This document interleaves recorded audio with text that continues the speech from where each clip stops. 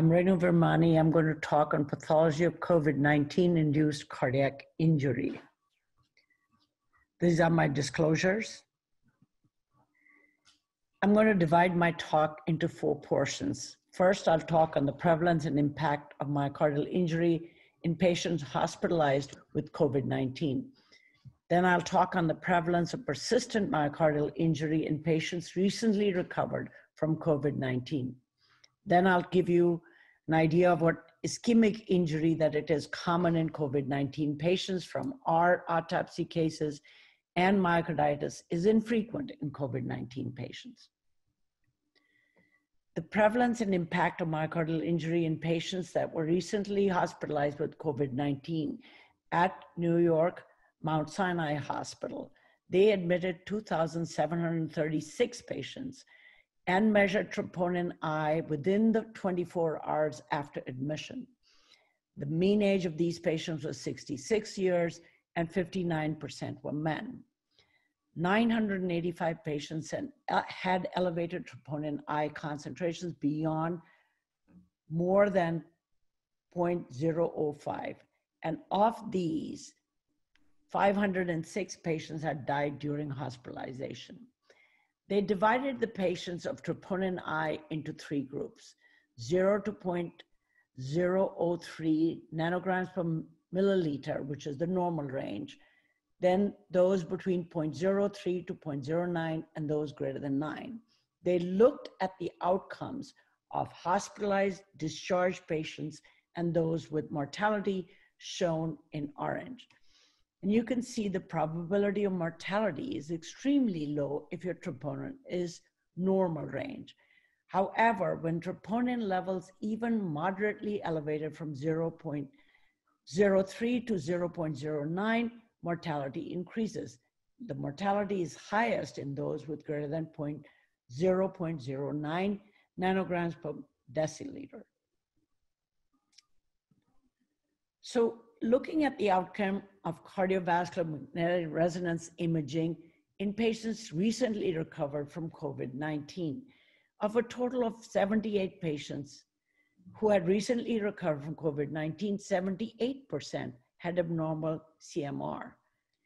Now, I'm going to now address mostly our own work, which is based on autopsy evidence of myocardial necrosis and the type of thrombosis on autopsies that were performed at Papa Giovanni Bergamo Hospital in Italy under the supervision of Dr. Guayumi, who spoke just before me. Now, of the 40 autopsy cases that we've looked at of COVID-19, 32.5% were positive for myocardial necrosis. What were these myocardial necrosis from? 3 had myocardial infarction. Myocardial necrosis occurred in 10, 3 had coronary thrombosis, and 4 of the 13 cases had severe epicardial coronary disease. Intramyocardial microthrombi were seen in 7, and in 2 of the 13 cases, there were LV thrombi, and in 5 of the 13 cases, there were also evidence of lung thrombosis, as shown here.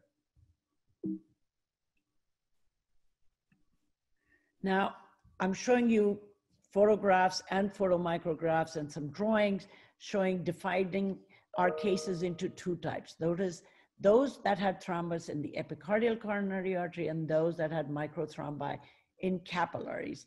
There were multiple in some and there were focal in others. And shown here is an infarct, you can see, and the aspirate of that infarct that patient underwent after he had acute myocardial infarction. He underwent coronary angiography, the aspirate was removed, and this aspirate was examined.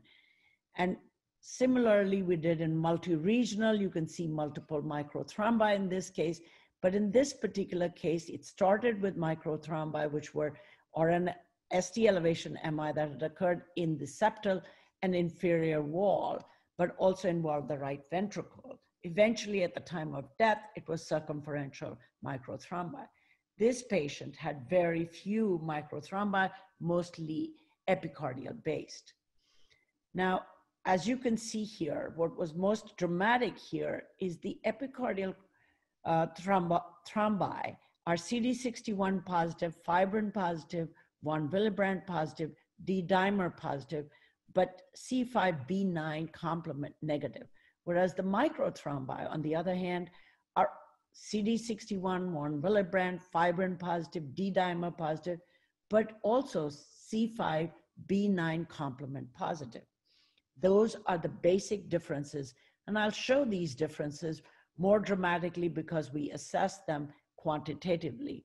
We compared the epicardial coronary aspirates obtained from non-COVID to COVID positive patients, N of 5. These are in blank, this is in blue, and the microthrombi are shown in pink. And as you can see, CD61 is not significantly different, but it seems to be increased in those with COVID. Same way, in a way, von Willebrand factor is slightly higher in the microthrombi, but not so in those who have epicardial coronary thrombosis, but this was not significant. Fibrin true was significantly greater in microthrombi. D-dimer was also greater in microthrombi, and C5b9 complement was only present in the case of microthrombi who were COVID positive patients. Now, the findings in the COVID heart suggest an increased incidence of myocardial necrosis. Myocardial necrosis, contraction by necrosis, or focal necrosis, especially endocardial based, is a common finding in elderly patients dying of COVID-19. Similarly, epicardial coronary atherosclerosis severe with thrombosis and ST elevation MI, the thrombi are rich in platelet, fibrin, von Willebrand factor, D-dimer positive, but complement negative.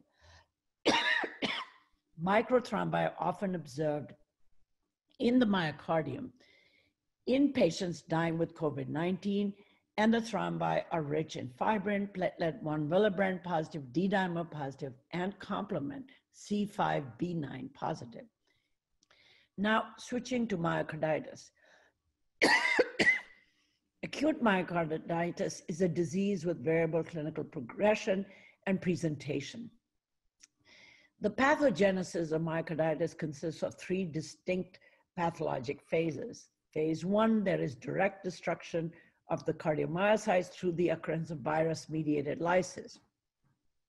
Second phase is immune response, which is triggered by the myocyte injury and results in infiltration of natural killer cells and macrophages, followed by virus-specific T cells.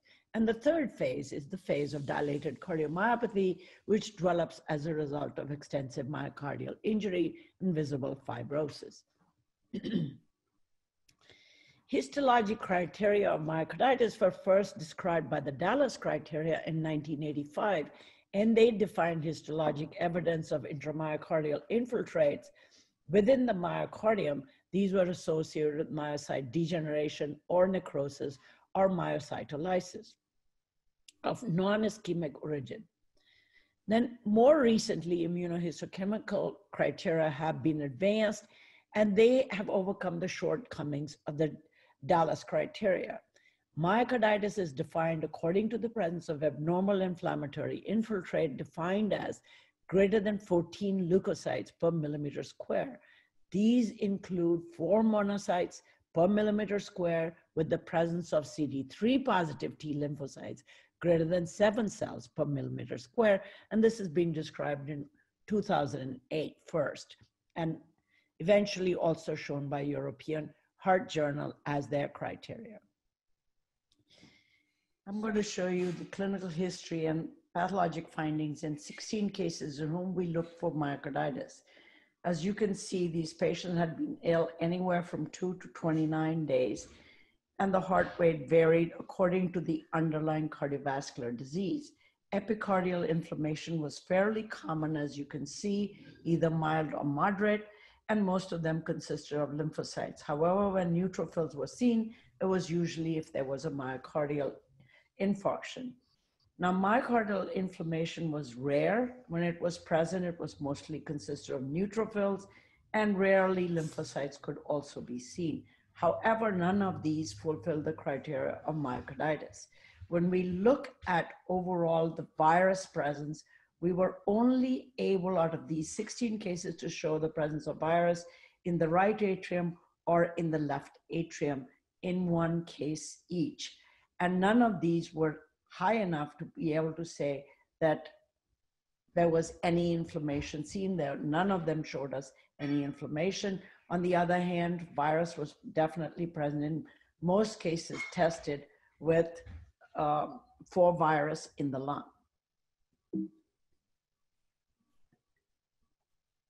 And if you look at this slide, what we're trying to show is comparison of traumatic death with those of COVID-19 and seeing whether what type of inflammation we see, that is T cell or macrophage. You can see the positive cells, CD3 and CD68, was similar in both, whether they were controlled or COVID positive. However, T lymphocytes were positively seen more frequently in control than in COVID, but monocyte macrophages were more commonly seen in the case of COVID-19 as compared to control, but none of them reached the criteria to call it myocarditis. We also show a case of myocarditis, and you can see very well at low power, you can see inflammatory infiltrate, and you can also see majority are T lymphocytes, very rare CD68 cells. This is the total number of cases that have been published in the literature, 135 cases looking for myocarditis or not. 7 were endomyocardial biopsy, 128 were autopsy cases. And majority are 34 to 94 years in age, majority are males. And if you look at the myocarditis, reported myocarditis was 8.2 according to the authors. But when strict criteria are used, only 3.7 qualify to be called as myocarditis. So in summary, what I have shown you is there is clinical evidence of myocarditis may be considered high, that is 8.2, but using strict criteria, histologic evidence is low, 3.7. Of the 40 cases examined from Italy, we have not seen a single case of myocarditis. Most common cardiac findings in patients dying with COVID-19 is myocyte necrosis from 3 main causes, either epicardial coronary artery disease or microthrombi, and I didn't have time to show you these intramyocardial coronary emboli from PCI or from LV cavity. Thank you.